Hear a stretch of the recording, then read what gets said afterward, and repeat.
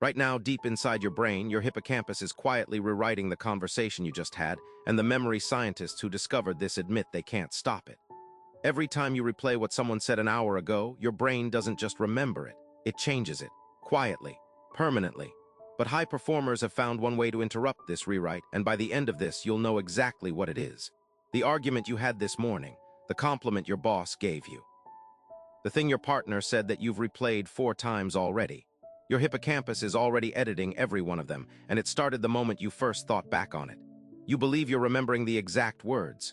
You're not. And here's the part that should unsettle you. You cannot feel the edit happening. From inside your own head, the altered version feels just as real, just as certain as the original. Every grudge you're still carrying, every "I wish I'd said that" replay, every version of a fight you've told yourself is accurate, your brain has already touched it, quietly. Without asking, here's the mechanism, and it's stranger than you'd guess. A memory isn't stored once and left alone. Your hippocampus files it away like a document in a locked cabinet, solid, fixed, done. But the second you recall it, that document doesn't come out as a photocopy. It comes out as wet cement. For a window of a few hours, that memory sits soft, malleable, open to whatever's happening around you right now, your mood, a new detail, someone else's version of events. Then it hardens again, refiled, relocked. Except now it's not the original, it's the edited draft. And your brain stores this new version with the exact same confidence as the first one. No warning label, no asterisk, just a quiet swap filed as fact. Neurologists have a name for this: reconsolidation.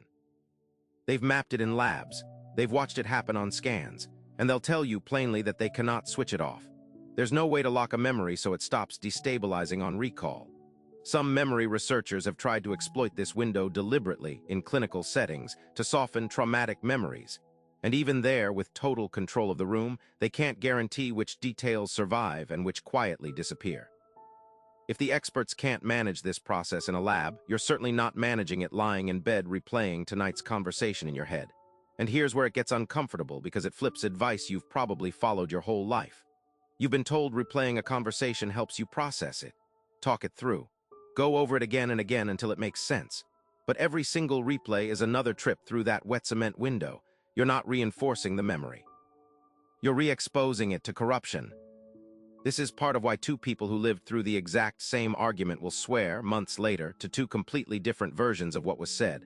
Not because one of them is lying, but because both of their hippocampi kept quietly rewriting the draft every time they revisited it. So here's the rule high performers actually use, and it's almost insultingly simple. They stop replaying and they start recording.